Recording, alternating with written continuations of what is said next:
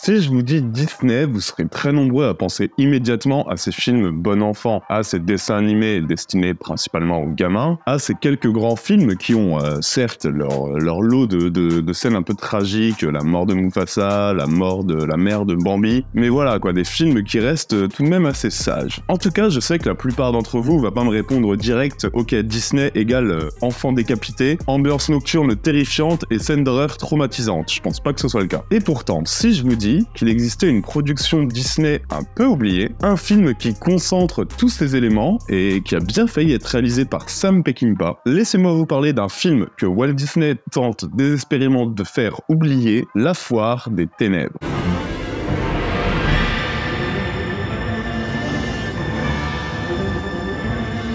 Tout part d'un homme, Ray Bradbury, que vous connaissez forcément même si son nom ne vous dit rien. C'est l'auteur de Fahrenheit 451, entre autres, et c'est un auteur dont les genres de prédilection naviguent entre l'anticipation, le fantastique et l'horreur. Un auteur qui, en 1962, a publié une nouvelle de dark fantasy qui s'appelle La Foire des Ténèbres. C'est l'histoire de Jim et William, qui sont deux camarades, sur le point de fêter leurs 14 ans à la fin du mois d'octobre, donc juste avant Halloween, et qui vont vivre l'expérience la plus marquante de leur vie avec l'arrivée dans leur ville d'une espèce de fête foraine et de son étrange propriétaire, Monsieur Dark. Ce roman, c'est un roman qu'aime beaucoup le cinéaste Jack Clayton. C'est un sacré cinéaste, Jack Clayton, hein. D'ailleurs, de lui, je vous conseille principalement son magnifique film Les Innocents, qui est souvent cité comme l'un des meilleurs films d'horreur de l'histoire. Et bref, les deux hommes vont décider de travailler ensemble sur une adaptation du roman, et clairement, l'alliance de ces deux talents, ça pouvait que donner envie.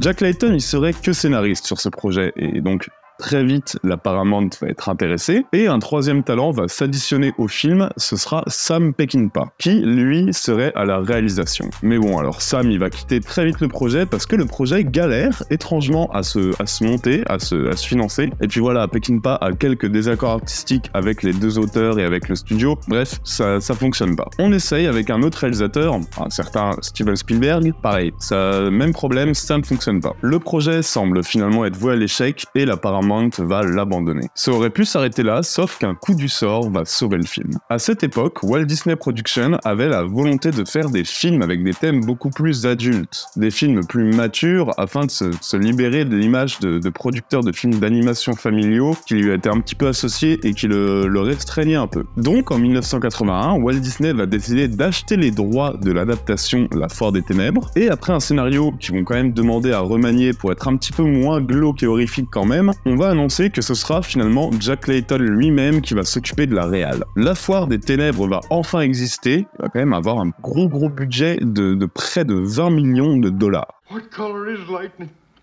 Where does the thunder go when it dies? I must know. Lightning reveals our dark corners, rain washes away our dust. Tell me when. Le studio compte beaucoup sur le film et ne va pas jouer le jeu jusqu'au bout. Tout le long du tournage, ils vont tâcher de rendre le script moins adulte, moins sombre. Ils vont effacer la bande originale de Georges Delerue qu'ils vont juger être beaucoup trop glauque pour la remplacer par une musique plus conventionnelle de James Horner. Bon, plus conventionnelle, on va y revenir. Ils vont lancer 1000 reshots après le tournage et pendant le montage pour essayer de rendre le film plus family friendly. Et ça va beaucoup déplaire à l'auteur original, à Bradbury évidemment. Et Clayton, dans tout ça, il pouvait pas faire grand chose. Tout écrasé qu'il était par le studio, il pouvait que essayer de sauver les meubles et sortir le film le plus fidèle à sa vision possible, tout en faisant énormément de concessions. Lui, tout ce qu'il pouvait faire, c'est essayer de préserver son montage au max. Mais bref, on va parler du film en lui-même. You have lived here a long time without the scent of ladies' skin. They're waiting for you, my good sir. Call them.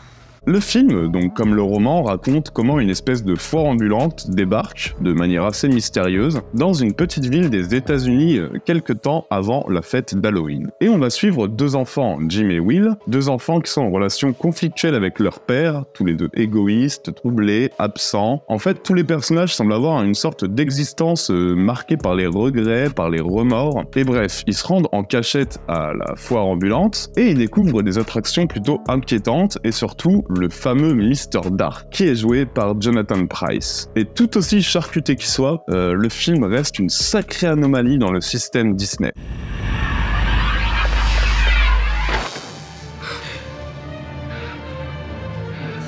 La Foire des Ténèbres est probablement l'une des productions Disney les plus glauques et les plus graphiques, même si on sent bien l'insistance du studio pour essayer de rendre ça beaucoup plus tendre, on va y revenir, mais en tout cas dans son traitement visuel, dans son traitement thématique et dans son atmosphère, La Foire des Ténèbres, ça reste un sacré film. Un film sur les peurs enfantines, sur le temps qui passe et détruit tout, dont les gamins feront l'expérience, notamment avec un carrousel qui permet de rajeunir quiconque l'utilise, et le film va oser des séquences mais purement horrifique et surtout va trancher radicalement avec la conception habituelle de l'enfance chez Disney. Chez Disney, l'enfance, c'est de la rêverie, c'est de l'aventure, c'est de l'exploration. Ici, l'enfance n'apporte que de l'angoisse, que de la tension et que de l'horreur. Please help me! Please help me!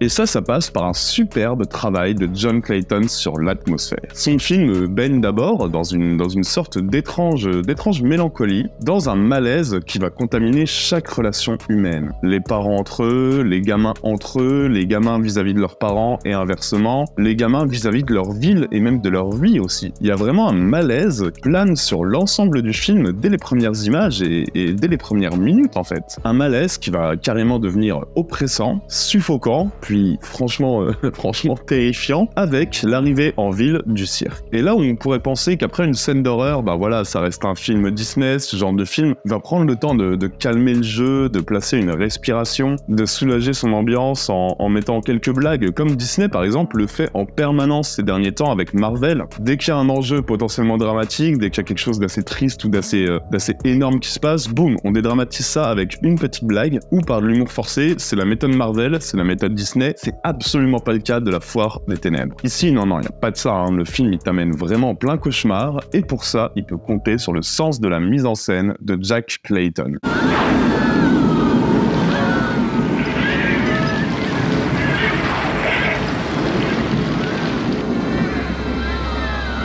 Jack Clayton qui va diriger ses acteurs à la perfection, y compris les gamins, ce qui est quand même assez difficile, qui va iconiser le génial Jonathan Pryce de manière très intelligente, en faisant une sorte de diable filmé comme un vrai génie du mal en fait. Et Jack Clayton va multiplier les séquences au visuel impressionnant, et parfois, comme je l'ai dit, vraiment purement dérangeant quoi. Bon, ça passe par des effets spéciaux très réussis, ça, on est sur une grosse production, c'est pas tant étonnant en soi, mais ça passe aussi par une direction artistique très intelligente, où on se sent souvent plus proche d'un mix entre le Freaks de Todd Browning et le cauchemar réaliste d'un Romero que d'un Disney classique, hein, très honnêtement. À ce titre, je pense que ceux qui l'ont vu vont se rappeler de quelques scènes, notamment une scène qui implique des araignées qui ont dû traumatiser un bon paquet de gamins. Et toute cette virtuosité visuelle et cette horreur qui est finalement assez graphique et vraiment surtout filmée plein cadre, plein champ, ça parvient à faire oublier les quelques errances d'un film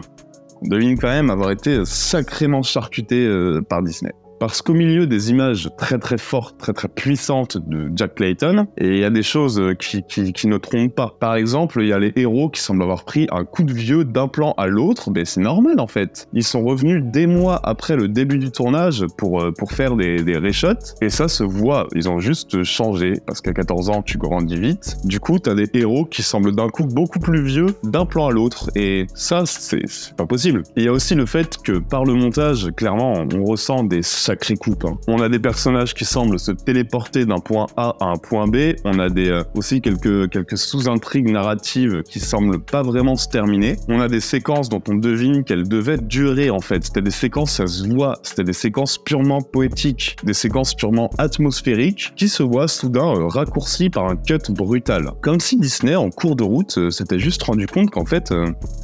ils allaient trop loin, quoi. Hey, pray! No. Search for us. We can't go home.